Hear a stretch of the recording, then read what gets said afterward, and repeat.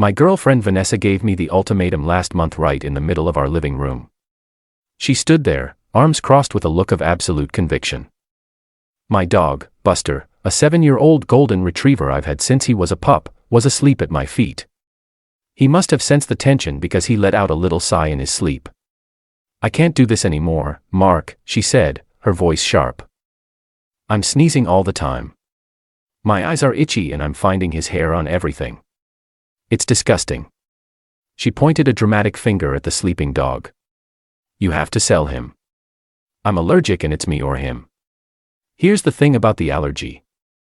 It was new. For the first year and a half we were together, there was no allergy. She loved Buster. Or at least she acted like she did. The walks in the park, the Instagram photos with him, the cuddles on the couch, it was all perfect. Then her sister Megan moved back to town 6 months ago. Megan is one of those people who thinks animals belong on a farm, not in a city apartment. Suddenly, every time Vanessa came back from a sister's night out, the allergy would flare up. A sniffle here, a complaint about dog hair there. It started small, but it grew into this huge unsolvable problem that was apparently ruining her life. I knew this wasn't about an allergy. It was about control. It was about Megan getting in her head, telling her that a serious, sophisticated couple doesn't have a big shedding dog in their 2-bedroom apartment. I'd had Buster for years before I even met Vanessa. He was there for me through a layoff, a bad breakup, and the loss of my dad. He wasn't a pet. It was family. Selling him was like asking me to sell a younger brother. I looked from her furious face down to Buster, who was now twitching, probably dreaming of chasing squirrels. I knew arguing was a trap. If I fought her, I was the bad guy who didn't care about her health. If I refused, I was the guy who chose a dog over her. She had built the perfect argument where she was the victim no matter what. So, I took a different route. I stood up, walked over to her, and put my hands on her shoulders. I looked her right in the eyes with all the sincerity I could fake and said, "You're right. I'm so sorry I let it get this bad. You're my priority." The change was instant. The anger melted away, replaced by a triumphant, relieved smile. She hugged me tightly. "Oh, thank you, baby. I knew you'd understand. It's for the best. You'll see. We can finally have a clean adult apartment." I just hugged her back, patting her on the back while staring over her shoulder at Buster. An ice-cold plan was already forming in my head. My priority wasn't her. My priority was the loyal, loving creature who had been by my side for 7 years. And I was about to give him the life he deserved. The next morning, while she was at her yoga class, I made my first call. It wasn't to an animal shelter or some rescue group. It was to a real estate agent, a guy named Phil, who had helped my friend sell his place last year. I told him I wanted to list my apartment for sale, effective immediately. There was a pause on the other end of the line. "Everything okay, man?" Phil asked. "I thought you loved the place." "Just time for a change," I said. "Need to move fast." The apartment was mine. I bought it years before I met Vanessa. She moved in about a year ago. She wasn't on the deed or the mortgage, but she paid half the utilities and for the groceries. Legally, she was a tenant with no formal lease, which made things complicated, but not impossible. The first step to solving the dog problem was liquidating the asset she thought we were building a future in. While Phil was getting the listing paperwork ready, I made my second move. I went online and started looking at houses for sale in the suburbs, about a 40-minute drive outside the city. My search filter had only one mandatory requirement, a huge backyard. I spent 2 hours scrolling through listings, my heart starting to pound with a strange mix of anger and excitement. I found 3 properties that looked promising. When Vanessa got home, I was ready with the next phase of my plan. I sat her down on the couch. "Okay, so I've been thinking about the whole situation," I started, trying to sound concerned. "And you being my priority means making some big changes. I called a realtor this morning. I'm selling the apartment." Her jaw dropped. "You're what? Why? You love this place." "We love this place." "I know," I said, putting my hand on her knee. "But it's too big for us without Buster." It's a constant reminder. And frankly, the maintenance fees are high. If we sell now, we can get a smaller, more manageable place, something new with no dog memories, a fresh start for us. I could see the gears turning in her head. She didn't like the idea of moving, but the logic I presented was twisted just enough to appeal to her narrative. A fresh start in a clean adult apartment was exactly what she wanted. Okay, she said slowly. Okay, I see what you mean. It's a big step, but if it helps, what about Buster? Have you listed him yet? I'm working on it. I lied smoothly. I want to find him the perfect home. It's the least I can do. It's going to take some time to do it right. This bought me time and made me look like the sad, responsible pet owner. She bought it completely. The for sale sign went up 2 days later. That same evening, her sister Megan called me. I saw her name on the caller ID and let it go to voicemail. The message was dripping with fake sympathy. Mark, hi, it's Megan. Vanessa told me about the apartment, and I just think it's so brave of you to make such a big sacrifice for her. I know how much you love that mangy dog, but Vanessa's health has to come first. You're finally doing the right thing. The condescension was so thick, I could feel it through the phone. I saved that voicemail. Over the next 2 weeks, our lives were a circus of real estate showings. We had to keep the place spotless and I had to board Buster at a friend's place every time Phil brought a potential buyer over. Vanessa was a saint through it all. Of course, she'd tell the prospective buyers how much she loved the apartment, but that they were downsizing. Meanwhile, I was secretly visiting the houses I'd found online. The third one I saw was perfect. It was a modest 3-bedroom, but it had a massive fenced-in backyard with a huge oak tree. I could already picture Buster running free back there. I put in an offer using my personal savings for the down payment. Money Vanessa didn't know I had. My offer was accepted the next day. I was now the owner of a new home she had no idea existed. The financial part was next. I told Vanessa that to make the move simpler, we should close our ZAR joint checking account and operate out of our own accounts until we found a new place. I framed it as a way to make the accounting easier for the sale. Once we sell this place, I told her, we'll have a big chunk of money to start fresh. We can open a new joint account then. She agreed without question. She was so focused on the end goal, a new dog-free life, that she didn't pay attention to the details. She was already online shopping for new furniture for our hypothetical small chic apartment. She even created a shared photo album of places she liked. All of them tiny, sterile-looking condos with strict no-pets policies. Every time she showed me one, I'd nod and say, "Looks great, honey. Very clean." The first real crack in her fantasy appeared about a week before the closing date on my apartment. We were having dinner with her parents, and her mother was going on and on about how proud she was of me for putting Vanessa first. Her dad, a quiet guy who usually just stayed out of things, actually looked at me with a bit of pity. Then Megan, who was also there, decided to turn the screws. "So, have you found a new home for Buster yet?" she asked, a smug little smile on her face. "I have a friend who lives on a farm. I'm sure they could use a good guard dog." The idea of Buster, my friendly goofy retriever who loves people, being a guard dog on some random farm made my blood run cold. But I kept my cool. "I'm still interviewing potential families," I said. "I want to make sure he goes to the right place." Vanessa jumped in, siding with her sister. "Mark, you're dragging this out. It's like you don't want to let him go. Megan's idea is perfect. Just get it over with." The pressure was on. For the first time, my calm facade almost broke.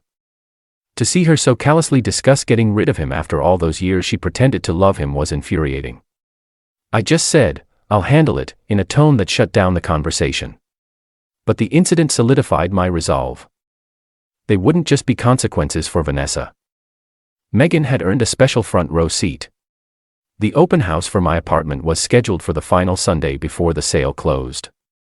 Phil had printed up these glossy flyers to hand out. They had pictures of the apartment, the asking price, all the usual stuff, but at the bottom in small print was a little marketing blurb he liked to use. "Seller is highly motivated and has already secured their next home at 125 Oakwood Lane."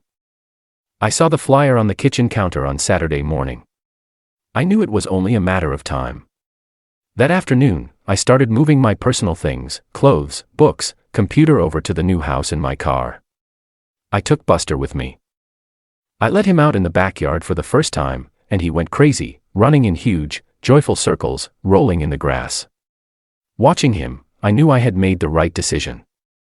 I spent the night there on an air mattress on the floor with Buster curled up beside me. It was the most peaceful I'd felt in months.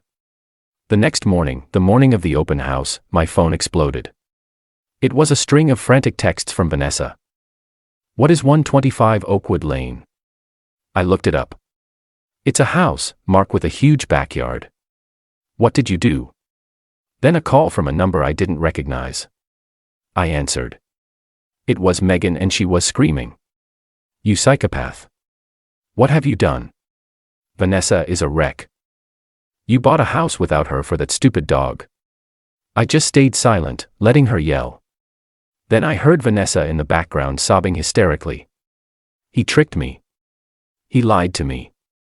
Finally, Megan ran out of steam. I said calmly, "The open house is starting in an hour. I'd appreciate it if you and Vanessa collected her things before the first viewers arrive. I've left some boxes in the living room for you. We're coming over there." She shrieked, "To your new house. You can't just kick her out." "Actually, I can," I said.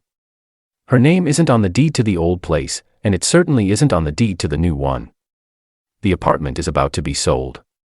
She needs a place to live. That's her problem to solve now." They showed up at the apartment 20 minutes later, just as I was leaving with the last of my things. It was even more chaotic than I imagined.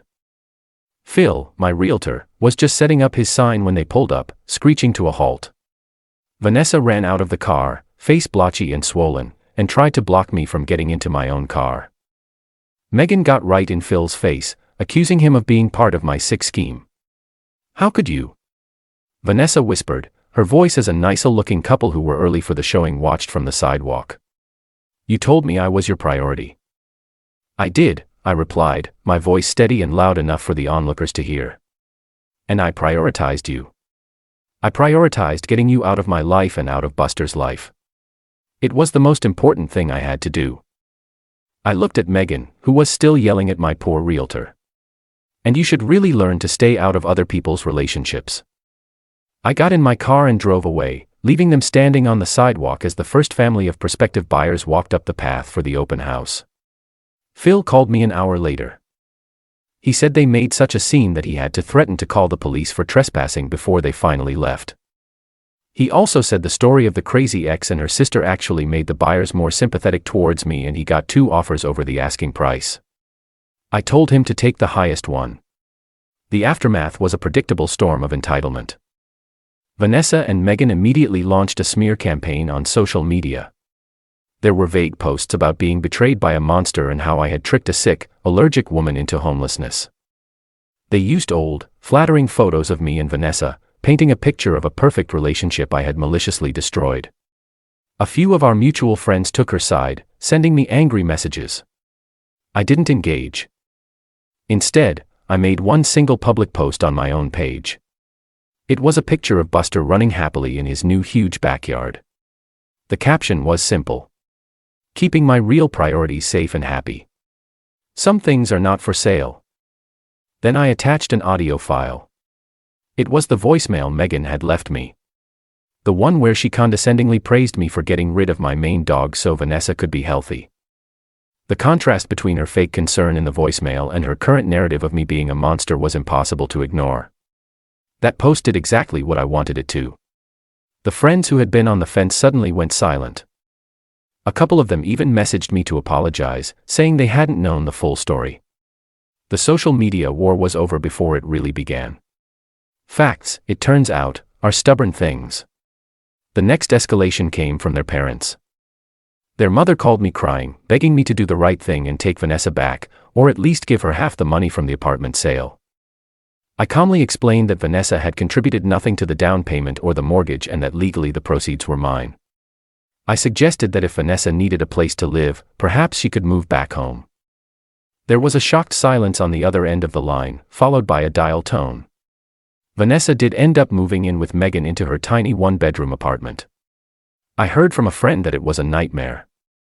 2 high-maintenance sisters in a confined space with Megan apparently discovering that Vanessa was not a very considerate roommate. Megan's pristine adult apartment was suddenly cluttered with Vanessa's things and Megan was not happy about it. The final desperate move came a few weeks later. I was served with a legal letter. It was a demand for $50,000 for emotional distress and for Vanessa's financial investment in the shared domestic partnership. It was full of legal-sounding nonsense that was clearly written by Megan after watching a few legal dramas on TV. They were hoping the threat of a lawsuit would scare me into paying them off. I hired a lawyer, a sharp woman named Sarah. She laughed when she read the letter. We drafted a response. It was simple. It included a copy of the apartment's deed, showing I was the sole owner. It included bank statements showing I had paid 100% of the mortgage and that Vanessa's contributions were limited to shared utilities, essentially making her a month-to-month tenant. It also included a formal counter threat. We stated that the social media posts constituted defamation and that the false legal claims were frivolous. If they proceeded, we would counter-sue for legal fees and damages to my reputation. And for the finishing touch, we attached a transcript of Megan's voicemail highlighting her admission that she was actively encouraging Vanessa to get rid of my dog. We never heard from their lawyer again. The threat stopped. The social media posts were deleted. Silence. The last I heard, Vanessa was still living with Megan, and they were constantly fighting. Vanessa had to get a second job to afford her share of the rent. Megan was apparently complaining to anyone who would listen that Vanessa had ruined her life. The perfect sophisticated sisterly alliance had crumbled under the weight of actual responsibility. I'm writing this from my new living room. The back door is open and a cool evening breeze is coming in. I can hear Buster outside chasing a firefly in the dusk. The house is quiet. It's peaceful. She gave me an ultimatum, a choice between her and my best friend. In the end, I made sure she got exactly what she deserved, a life without either of us. I blocked her number and went back to living my